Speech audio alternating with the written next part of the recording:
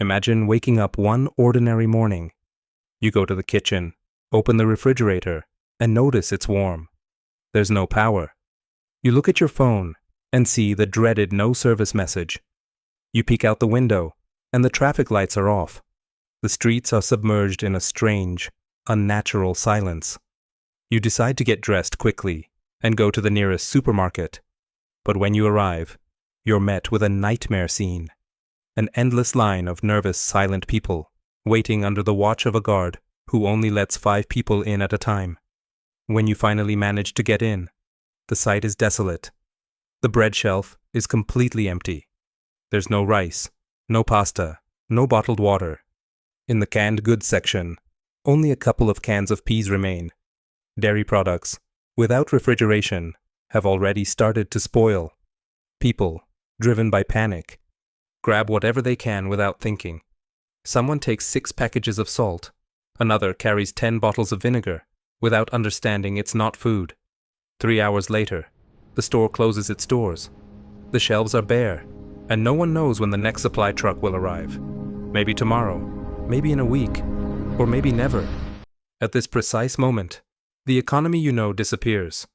It no longer matters how many numbers you have in your bank account, or what credit card you use, because there are no terminals working, or products to buy. $100 in your pocket is just paper with pictures, but a bag of rice becomes 2 days of life. Welcome to the new barter economy, where certain basic products that cost pennies today will become the most valuable currency in the world.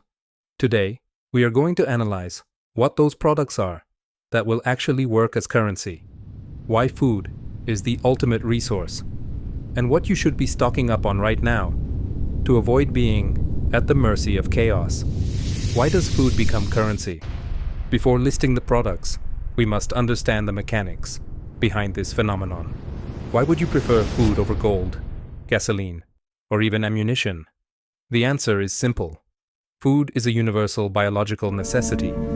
Everyone needs to eat every day, without exception. You can't feed yourself with a gold coin, and you can't drink gasoline. But anyone, from a child to an elderly person, can consume a bag of rice. Furthermore, food is a resource that runs out and spoils. Fresh products like milk or meat disappear within the first 24 hours without electricity. This creates an immediate scarcity of anything with a long shelf life, granting immense power to whoever has reserves. Lastly, food is divisible, which makes it ideal for exchange. You can't cut a generator in half to pay for a favor, but you can divide a bag of grains into small portions, or exchange a single can of preserved food for another service. Top priority products, survival capital. There are certain items that, due to their utility and durability, will reach a disproportionate value. The first one will surprise you with its simplicity: salt. Historically, salt was so valuable that Roman legionaries received part of their payment in it, which is where the word salary comes from. In a collapse, salt isn't a condiment, it's a vital preservative. Without it, you can't preserve meat, fish, or vegetables for the winter months. Today, a pound of salt costs very little, but in times of crisis, that pound will be worth whatever you decide to ask for it. 10 packages of salt in your pantry take up little space and represent strategic capital. Then we have dry grains, rice, oats, and barley. They are lightweight, easy to transport, and if kept dry, last for years. A single pound of rice provides approximately 1,600 calories, enough to keep an adult alive for a day. Oats are excellent because they prepare quickly, even with warm water, and barley, although often overlooked, has a similar caloric density to rice and is extremely economical today. Sugar is another fundamental pillar. It's pure energy in its most stable form. It doesn't spoil and provides nearly 1,800 calories per pound. In a situation of extreme physical exhaustion, a tablespoon of sugar in a glass of water can give you the energy needed to walk another hour. Additionally, for children, it's the fastest source of energy they can process. And let's not forget that sugar is the basis for producing homemade alcohol, which is another currency in its own right. Vegetable oil is the most calorie-dense resource you can store. While a gram of carbohydrates provides 4 calories, a gram of fat provides 9. A liter of oil equals nearly 9,000 calories. That is 5 days of survival concentrated in a single bottle. It's used for cooking, for flavoring bland meals, and even for making improvised oil lamps. Finally, the undisputed king of exchange is canned food, especially meat and fish. Cans of processed meat are pure gold because they offer proteins and fats ready to consume. They require no cooking or additional water, which is critical if these resources are scarce. Canned fish, like tuna or sardines, are usually cheaper now, and people don't typically empty the shelves of them as quickly as they do red meat, but their nutritional value is equally high. Second-tier products, luxuries, and psychology. Amidst the chaos, the human mind desperately seeks to cling to normality. This is where products that, while not vital for nutrition, are extremely valuable for psychological exchange come in. Honey is a perfect example. It never expires.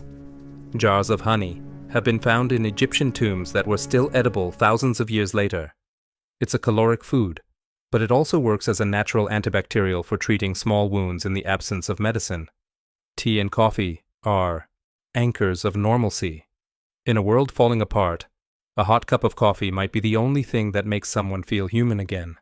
People will be willing to trade real food for a bag of coffee due to the strong physical dependence caffeine creates. Tea has the advantage of weighing almost nothing, taking up little space, and lasting for years without losing its properties. Pasta is another staple that should be on your list. It's cheap, caloric, and very quick to prepare. A fact few people know is that, if strictly necessary, pasta can be hydrated in cold water for several hours until it's soft enough to eat without needing fire. It's not the best meal, but it serves its survival function. The trade of spices will also play a crucial role. When you've been eating plain white rice with water for 3 weeks, a simple bouillon cube, some pepper, or a bay leaf become an absolute luxury. These items are small, cheap, and can be the deciding factor in a negotiation for other larger supplies. What can you do today? Don't wait for the lights to go out to act. Preparation must be progressive and discreet. First, open your pantry and calculate how many days' worth of food you actually have. Most people don't have supplies for more than 3 days, which is an unacceptable risk. Second, every time you go to the supermarket, add 2 or 3 long shelf life items from this list. A bag of rice, 2 cans of tuna, or a pound of salt. It's a minimal expense that won't affect your weekly budget, but in a month will have given you a considerable reserve. Third, store your supplies in a dry, dark, cool place, away from humidity. A useful recommendation is to transfer grains into sealed plastic bottles to protect them from insects and rodents. And the most important rule of all, keep your reserve a secret. If you talk about your supplies with neighbors or friends, they will be the first ones knocking on your door when the stores are empty. Your preparation is your life insurance and your family's. Treat it with the seriousness it deserves. Being prepared isn't being paranoid. It's being responsible in a world where the supply chain is much more fragile than we like to admit. The difference between being part of the chaos or rising above it lies in what you decide to buy today.